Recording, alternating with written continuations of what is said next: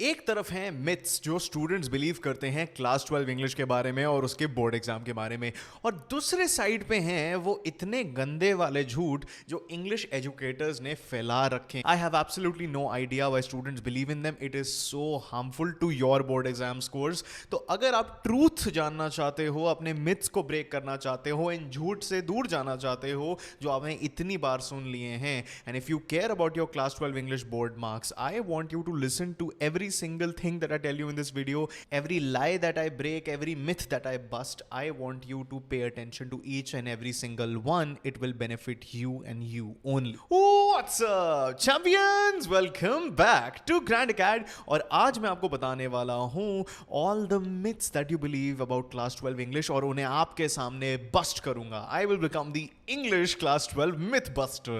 Not only that, जो lies peddle किए जाते हैं, अब I am not sure, I'm no one to judge if these things are intentional or not intentional.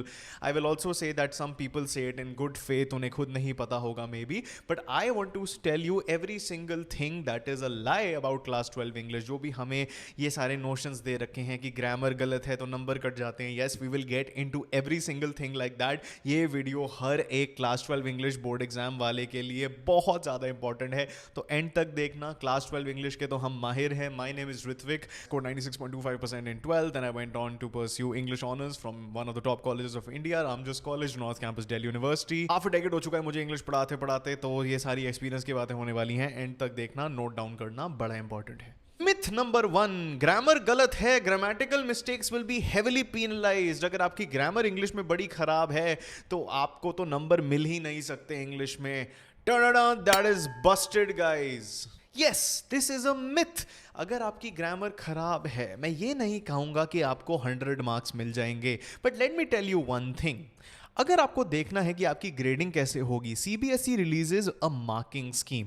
जब भी आपका क्लास 12 इंग्लिश का कोई भी पेपर होता है, तो जब आप आंसर शीट भेजते हो, आप तो नहीं भेजते, आप तो अपने एग्जामिनर इन्विजिलेटर को देते हो, उधर जाती हैं जहाँ पे चेक होती हैं, वहाँ पे हर एक चेकर के पास एक मार्किंग स्कीम होती है.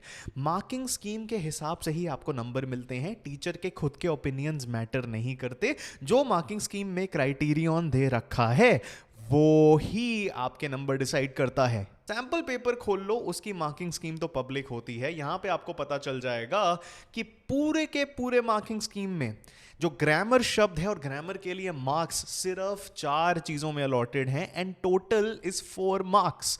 Accuracy of spelling and grammar 4 bar repeat हो रहा है सिर्फ राइटिंग स्किल्स में, और यहां पे भी आप देख सकते हो कि कंटेंट के किसी में 2 नंबर हैं, फॉर्मेट के 1 नंबर हैं. तो accuracy of spelling and grammar is only 1 number, और वो सिर्फ 4 क्वेश्चंस में है. तो आधे नंबर स्पेलिंग के कट जाएंगे, आधे नंबर ग्रामर के कट जाएंगे. सो इन रियलिटी पूरे पेपर में ग्रामर के नंबर जो कट सकते हैं, दोज आर ओनली 2 मार्क्स. तो please don't listen to anyone जो आपको बार बार बोल रहा है कि अगर आपकी ग्रामर खराब है तो आपके नंबर नहीं आ सकते. गाइस, ग्रामर खराब है तो खराब है. इस टाइम पे हम एकदम शेक्सपियर नहीं बन सकते. We can not write Romeo and Juliet, but we can understand कि हमारे नंबर कटेंगे. तो अगर कोई नॉर्मल एग्जामिनर हुआ, अब मैं ये डिनाई नहीं करूंगा कि कई एग्जामिनर हो सकते हैं जो अपनी सब्जेक्टिव इंटरप्रिटेशन लगा दें, लेकिन आप उसे चैलेंज कर सकते हो. सीबीएसई आपको री इवैल्यूएशन का ऑप्शन देती है, तो अगर किसी ने वो किया है according to the marking scheme, वो गलत है. स्पेलिंग्स के मैंने देखा है मार्क्स कटते हैं. अब चाहे उसकी भी बात कर लो, स्पेलिंग का भी सिर्फ अगर हम मार्किंग स्कीम में देखें 4 बार ही मेंशन है विद ग्रामर. ये आपको स्क्रीन पे दिख रहा होगा. लेकिन उसके बावजूद भी अगर आप लिटरेचर में गलत कर देते हो, रीडिंग कॉम्प्रिहेंशन में गलत कर देते हो, यूजुअली हाफ अ मार्क पर एवरी 2 स्पेलिंग मिस्टेक्स हमें कटता हुआ दिखता है. अब स्पेलिंग मिस्टेक्स के लिए तो बहुत आसान होता है. Just avoid writing words that you are not sure of. अगर आपको स्पेलिंग उसके याद नहीं है, आप उसे लिखिए ही मत. लेकिन ये मिथ है गाइस कि ग्रामर के नंबर हर जगह कटते रहेंगे. मार्किंग स्कीम में देख लीजिए, आपकी आंखों के सामने है, टोटल 2 नंबर है ग्रामर के. What do you get marks for? You don't get marks for how well you right, you get marks for what you know. क्या आपने लिटरेचर में हर एक पॉइंट की बात करी है? राइटिंग स्किल्स में क्या आपका कंटेंट ठीक है, फॉर्मेट ठीक है, उसी के 3 नंबर मिल जाएंगे आप. So focus on writing neatly and try to avoid spelling mistakes. Grammar तो देखो आप अवॉइड नहीं कर सकते, बिकॉज ग्रामर अगर आपको आती नहीं, वो तो देखो सालों सालों का वर्क है. लेकिन स्पेलिंग्स वी कैन अवॉइड. वो वाले आप शब्द लिखिए ही नहीं जो जिसके बारे में आप श्योर नहीं हो. तो myth has been broken and busted that grammar से आपका पेपर ही खराब हो जाएगा. Myth number 2, attempt the paper in BCA. सबसे पहले आप राइटिंग सेक्शन कर लो क्योंकि आपका दिमाग फ्रेश होगा, आपको क्रिएटिविटी चाहिए। Busted. Sure, if it works for you it works for you. I am not going to sit here and say कि अगर आप ये चीज स्टार्टिंग से शुरू कर रहे हो, स्टार्टिंग से करते हुए आ रहे हो तो ये गलत है। देखो बेटा, if it works for you my dear champion, it works for you. I will never criticise something that works for you. But let me tell you one thing, in order to get the most marks that you can get, the maximum marks that you deserve, you have to make it easy for the checker to check your answer sheet. देखो बेटा, जो checker है ना उसके 200-300 copies होंगी at any given time, उसके पास बहुत कम टाइम होगा to go through all of them, और एक मार्किंग स्कीम होगी जो उसको रिजिडली फॉलो करनी पड़ेगी। तो अगर आप उसका फ्लो ब्रेक कर दोगे, it will draw attention to your mistakes. देखो वो तो पूरा फ्लो में होगा, ऐसे ऐसे चेक कर रहा होगा, सबने सीरियल ऑर्डर में अटेम्प्ट करा होगा, ABC, CBA। आपकी आंसर शीट जब आती है उसे अब B से शुरू करना है, फिर उसे पता नहीं इसके बाद A है या C है। It will just draw too much attention on your sheet and it will lead to him और her noticing more mistakes than usual. More odd something appears, the more attention is diverted towards it. और अगर आप BCA या BAC कर रहे हो तो वो तो ऑड लगेगा ही। लोग कहते हैं क्रिएटिविटी फ्रेश होती है तो राइटिंग स्किल्स पहले करनी चाहिए। It makes no sense. Creativity का फ्रेश होने का कोई सेंस नहीं बनता गाइस। फ्रेश होती क्या है? Something that you should utilise while it is fresh is your memory. क्योंकि आप रिवाइज तो सारी इन्फॉर्मेशन लिटरेचर में करते आओगे, फॉर्मेट्स तो आपने इतनी बार प्रैक्टिस कर लिए होंगे, आप तो रट गए होंगे। तो it makes sense to actually attempt literature first if you are applying that logic, because वो मेमोरी बेस्ड है।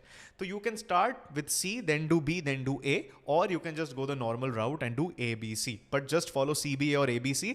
अगर आप अभी से बहुत टाइम से BCA फॉलो कर रहे हो, then मैं कोई नहीं होता आपको कुछ कहने के लिए। बेटा, what works for you, and I will empower you and I will encourage you to go forward with that. But जो भी बातों में आके ये चीज़ें कर रहा है या फिर जो पहले से ABC में अटेम्प्ट कर रहा है वो एकदम BCA में स्विच कर रहा है, please don't. Guys, if you're enjoying this video, अभी कभी ग्रैंड कार्ड को सब्सक्राइब कर लीजिए, बहुत ही बढ़िया इंग्लिश कंटेंट आता रहेगा इधर। Myth number 3, fancy words matter नहीं करते, broken. Of course you should use fancy words if you know them. या don't go all Shashi Tharoor, या शशि थरूर मत बन जाओ, या फिर आप प्रिटेंड कर रहे हो कि आपको तो अंग्रेजी बहुत ही अच्छे लेवल की आती है, that you are a Frenchman who has mastered the English language for some reason, in which case I hope you don't write bonjour, but okay. What I mean to say is, don't try to put fancy words everywhere, because तब लगेगा that you're trying too hard, आप दिखाने की कुछ कोशिश कर रहे हो, and that will, you know, basically anger the examiner. Don't go all Shashi Tharoor either. Don't use words that common people don't understand. If you know a word and it comes naturally to you, don't stop yourself from using it. देखो, whoever is checking your answer sheet, उसने BA English करी है, MA English करी है, और उसके बाद B.Ed भी करी है। विच मीन्स कि उस इंसान ने बहुत सारी लिटरेचर पढ़ी हुई है। जॉन कीट्स पढ़े हुए हैं, शेक्सपियर पढ़ा हुआ है, जेन ऑस्टन पढ़ा हुआ है, इतने इतने बड़े बड़े राइटर्स पढ़े हुए हैं। आप उनकी किताब उठा के देख लो, वहां पे तो चैलेंजिंग वर्ड्स तो होते ही हैं, और इस इंसान ने 7-7 साल लगा के वो चीजें पढ़ी हैं।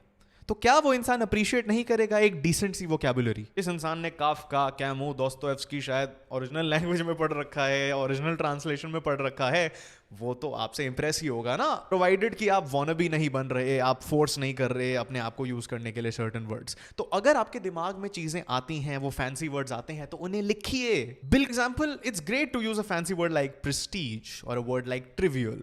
Trivial का मतलब होता है something that is of lesser importance. Not a word like anti-establishmentarianism. Yeah, that's an actual word by the way. अब don't ask me how I know, मैं खुद English honors कर चुका हूँ तो। देखो, decorative language काम करती है, लेकिन ओवर द टॉप ऐसे मिठाई की दुकान की तरह ग्लिटर और सिल्वर लगाना, वैसी लैंग्वेज काम नहीं करती। थोड़ा ग्लिटर डालो, लेकिन अपने आंसर्स को मिठाई की दुकान मत बनाओ। बेस्ट इज टू इनकॉर्पोरेट जो कीवर्ड्स और फ्रेजेस आपके एनसीईआरटी में ही दे रखे हैं, दे आर फैंसी इनफ, और अगर आप उनको जानना चाहते हो तो ग्रैंड अकेड एनिमेटेड वीडियो सर्च कर लो, हर एक वीडियो में हमने कीवर्ड्स डाल रखे हैं in the video and in the description. Myth number 4, अरे प्रेजेंटेशन क्या है, प्रेजेंटेशन तो बिल्कुल ही मैटर नहीं करती। Broken to the power of 100। Guys, ये ना ट्रू होता था एक टाइम पे, इंग्लिश की प्रेजेंटेशन बिल्कुल मैटर नहीं करती थी, लेकिन over the years I think बहुत ज़्यादा एक कल्चरल कुछ चीज़ बन गई है कि every single teacher, every single educator, not just on social media but in schools as well, keeps telling us कि इंग्लिश में हमें अपनी हैंड राइटिंग करनी चाहिए इन अ सर्टन वे, हमें लाइन्स छोड़ने चाहिए in a certain way. But there is also a section of society which is subscribing to the previous notion कि प्रेजेंटेशन मैटर नहीं करती। अब हाँ, मार्किंग स्कीम में ये जो मिथ है कि प्रेजेंटेशन मैटर नहीं करती, वो हो जाता है, मतलब इट प्रूव्स वैलिड, बिकॉज वहाँ पे किसी प्रेजेंटेशन के नंबर नहीं होते, लेकिन क्लैरिटी के नंबर होते हैं। अब आप सोच लो क्लैरिटी का क्या मतलब है। Clarity itself is subjective. Clarity का हो सकता है क्लैरिटी ऑफ थॉट, लेकिन it can also be clarity of presentation. So that is a grey area. I am not sure how people interpret it, but I am just saying it to be safe here. पहले matter नहीं करता था, लेकिन किसी ने ये notion बना दिया है नाउ इट मैटर्स. लेकिन जो लोग मिथ प्रोपेगेट करते हैं कि मैटर नहीं करता, मेरे हिसाब से वो गलत है, तो मैं उसे बस्ट करूंगा. अब मैं ये नहीं कहूंगा कि कोई मलिशियस इंटेंशन से ये वाला मिथ स्प्रेड करता है, बट बेटा मेरी रिकमेंडेशन ये होगी, start every section with a new page, leave lines wherever you can. अब एक और इसमें सब मिथ कह देता हूं कि आपको ब्यूटीफुल हैंडराइटिंग चाहिए. नहीं, ब्यूटीफुल हैंडराइटिंग नहीं चाहिए, लेजिबल हैंडराइटिंग चाहिए जो रीड कर पाए इंसान. You don't have to beautify, you just have to make it as clear, as neat, as spacious as you can. Beautiful चीजों पे फोकस मत करो इतना, प्रैक्टिकल चीजों पे करो. Standards of presentation are higher in English because यही cultural notion बना के रखा हुआ है कि इंग्लिश में प्रेजेंटेशन बहुत ज्यादा मैटर करती है. उसकी वजह से जो प्रेजेंटेशन के स्टैंडर्ड्स हैं इंग्लिश में वो इतने हैं compare to something like physics, business studies, history, जिसमें इतने. मिथ नंबर 5, अरे समरी बढ़ के चला जा मेरे भाई. It is enough. No guys, बब ब्रोकन अगेन. अगर समरी इनफ होती तो आपको फिर 100 चैप्टर दे देते समरी के, लेकिन एनसीईआरटी दी है ना. मेरे को तो इतना बुरा लगता है जब एजुकेटर्स आके बोलते हैं कि आपको एनसीईआरटी पढ़ने की जरूरत नहीं है. 100% आपको एनसीईआरटी पढ़ने की जरूरत है. जब तक आप खुद नहीं पढ़ोगे, number 1, what is the point of studying English? अगर इंग्लिश पढ़ने का ये पॉइंट है कि हम एक बार पास हो जाते हैं तो ठीक है, लेकिन अंग्रेजी आपको अगर पढ़ाई जा रही है, वो आपको अपने करियर में हेल्प करेगी, आपकी पर्सनैलिटी में आपको बहुत हेल्प करेगी, आपके ओवरऑल डेवलपमेंट में आपको बहुत ज्यादा कॉन्ट्रीब्यूट करके देगी, तो आप उसे प्रायोरिटाइज क्यों नहीं करोगे? एनसीईआरटी पढ़ के आपके नंबर भी बढ़ेंगे, नंबर 2 आपकी पर्सनालिटी भी बेटर होगी, number 3 your command of English will go up. Guys देखो, अब आ गए हैं competency questions, narrative technique questions. अगर आपने एनसीईआरटी नहीं पढ़ी हुई ना तो भूल जाइए. तभी हमारे ग्रैंड कैट के प्रो मैक्स इंग्लिश कोर्स में, जिसके बारे में आपने सुना होगा, नहीं सुना तो उसमें आपको लाइन बाय लाइन लेक्चर्स मिलेंगे, माइंड मैप्स मिलेंगे, नोट्स मिलेंगे, लाइव क्लासेस मिलेंगे, live sessions, mentorship sessions, doubt sessions, notes, सब कुछ मिलेंगे. You can check the link in the description and pin comment और scan the QR code right here. तभी मैंने जो उधर लेक्चर्स बनाए हैं वो सारे के सारे without failure line by line lectures हैं. चाहे पोएट्री की बात कर लो, फ्लेमिंगो की, या Vistas collection of her thoughts, वो बहुत ज्यादा फ्लोई है बिकॉज शी इज एंग्शियस. ये चीजें अगर आप लाइन बाय लाइन पोएट्री नहीं पढ़ोगे, लाइन बाय लाइन चैप्टर्स नहीं पढ़ोगे, तो भूल जाइए. तो ये मिसगाइड करने वाली चीजें हैं, बिल्कुल फॉलो नहीं करनी है. एनसीईआरटी पढ़नी है. सबसे पहले ग्रैंड कैट के एनिमेटेड वीडियोस देखिए. नंबर 2 लाइन बाय लाइन पढ़िए. खुद नहीं पढ़ा जा रहा, प्रो मैक्स कोर्स में अवेलेबल हैं, या फिर अदर मेथड्स देखिए. नंबर 3 स्पीड रीडिंग करो. ठीक है, स्पीड रीडिंग करो. आपने एक बार एनसीईआरटी पढ़ ली, अब स्पीड रीडिंग करिए. जितनी बार आप एक चीज को पढ़ोगे, ज्यादा फोकस मत करो, just go through the chapter as fast as you can. Trust me, 3 से 6 बार ये करोगे ना तो आपको चैप्टर रट जाएगा, and that will really help you, because narrative technique questions में अगर आप लाइन रट के डालोगे ना तो बहुत हेल्प करेगी आपको. नंबर 6 मिथ, रोट लर्निंग तो नहीं होती इंग्लिश में. बस्टेड गाइज, इस बार रिक्वायर्ड है. हाँ गाइज, पहले नहीं होती थी तो ये मिथ नहीं होता था, लेकिन अब मिथ बन चुका है, बिकॉज नैरेटिव टेक्निक क्वेश्चंस की अगर आप मार्किंग स्कीम देखोगे तो उसमें एनकरेज किया जा रहा है कि आपको जो लाइंस आपने पढ़ी हैं आप उसको रिप्रोड्यूस करो. इसका ये मतलब नहीं है कि 100% रट के लिख दो अगर आप लिख दोगे, मैं आपको एक गारंटी दे सकता हूं कि जो आपका मार्क्स जो आपको दे रहा है एग्जामिनर, वो आपको ज्यादा नंबर देगा, लेकिन आपको कुछ ना कुछ तो पता होना चाहिए. You need to have a basic idea and produce 50-60% of what is written. Because देखो, कीवर्ड्स को रिप्रोड्यूस करना है, उसमें भी रोट लर्निंग है. नैरेटिव टेक्निक्स को आंसर करना है, उसमें भी रोट लर्निंग है. Number 7, it's easy to score well in English. No, it is not. इस देखो, इतने सालों से मैं इंग्लिश पढ़ा रहा हूं, इतने सारे लोगों को मैं जानता हूं जिनकी अंग्रेजी इतनी अच्छी है, उसके बावजूद भी उनके 94-95 से ऊपर नंबर नहीं आए. नॉट सेइंग कि 94-95 इज बैड, बट उनके कैलिबर जैसे स्टूडेंट्स के 100 आने चाहिए. माहिर हैं वो इंग्लिश के. नॉर्मल लोगों को देख लो जो बहुत मेहनती हैं, even for them scoring above 90 in English is a challenge. So fault student की नहीं है, फॉल्ट चेकिंग की है. इंग्लिश की चेकिंग बहुत ज़्यादा स्ट्रिक्ट होती है, and crossing the 90 barrier is insanely difficult. Number लाने हैं इंग्लिश में, if you are able to understand कि इंग्लिश सबसे ज़्यादा इंपॉर्टेंट सब्जेक्ट है आपका, बिकॉज इतनी सी मेहनत करके आपको वो इतने रिटर्न्स दे सकता है. अगर बेटा आप इतने स्मार्ट हो ना, ये समझ लेते हो, तो कोई आपको नहीं रोक सकता. बस आराम से पढ़िए. मैंने अभी एक वीडियो डाला था, everything you need to score 100 in English, उसे देखिए. क्वेश्चन बैंक्स को सॉल्व करो, कॉम्पिटेंसी क्वेश्चंस को आप बहुत प्रैक्टिस करो, नैरेटिव टेक्निक्स को लर्न करो. पोएट्री में एक एक चीज़ पता होनी चाहिए, पोएटिक डिवाइसेस से लेके मोस्ट इंपॉर्टेंट क्वेश्चंस तक हर एक चीज़ आपको आनी चाहिए. एनसीईआरटी को स्पीड रीड करो 3 से 6 बार और आपको कोई नहीं रोक सकता. खैर, एक चीज़ मैं आपको और बता दूं, आपको पता ही होगा, लेकिन हमने डिस्काउंट्स ओपन कर दिए हैं लिमिटेड सीट्स के लिए for the grand cat pro max English champion course, जिसमें आपको ये सारी चीज़ें मिलेंगी गाइज. मैं खुद पढ़ा रहा हूँ इसमें, खुद लाइव सेशंस हमने शुरू करने हैं बहुत ही जल्द, तो अति बढ़िया टाइम है ज्वाइन करने का. अभी के अभी head to the description and the pin comment, आप क्यूआर कोड स्कैन कर सकते हो, या फिर प्ले स्टोर पे जाके, ऐप स्टोर पे जाके, मैं लिंक्स लिंक्स दे दूंगा डिस्क्रिप्शन में हमारी ऐप की। ऐप को डाउनलोड करके भी आप कोर्स को ज्वाइन कर सकते हो। Myth number 8, word limits can be broken. No guys, that is also being busted here. Humanities में yes, words limit can be busted. चाहे थोड़े और सब्जेक्ट्स हो गए, बिजनेस स्टडीज में भी लोग वर्ड लिमिट को आगे चले जाते हैं उससे, उसमें कितना कुछ नहीं होता बिकॉज वो तो थ्योरी बेस्ड सब्जेक्ट्स हैं। इंग्लिश में आपको यूज करना है +-5 रूल। +-5 रूल का क्या मतलब है कि अगर वर्ड लिमिट बेटा 50 दे रखी है ना, तो 45 से 55 ही लिख के आना, उसके बियॉन्ड मत जाना, बहुत ज्यादा मुश्किल होगी आपको। अब इसके लिए आपको आंसर राइटिंग प्रैक्टिस करनी है। आप एक बेसिक सा आंसर लिखो, फिर देखो कि उस आंसर में कितनी लाइंस आपने यूज करी हैं और आपने ऑन एवरेज एक लाइन में कितने ज्यादा शब्द लिखे हैं, बिकॉज आपके पास एग्जाम टाइम पे कोई भी टाइम नहीं होगा टू काउंट एवरी वर्ड। तो आपको अपनी हैंडराइटिंग एनालाइज करनी है। आपने एक आंसर लिख लिया और ऑन एवरेज आपने देखा कि उसमें 50 आपने वर्ड्स लिखे हैं और 5 लाइन यूज करी हैं, मतलब आप हर लाइन में 10 शब्द लिखते हो, तो ये आपका एवरेज हो गई आपके हैंडराइटिंग के हिसाब से।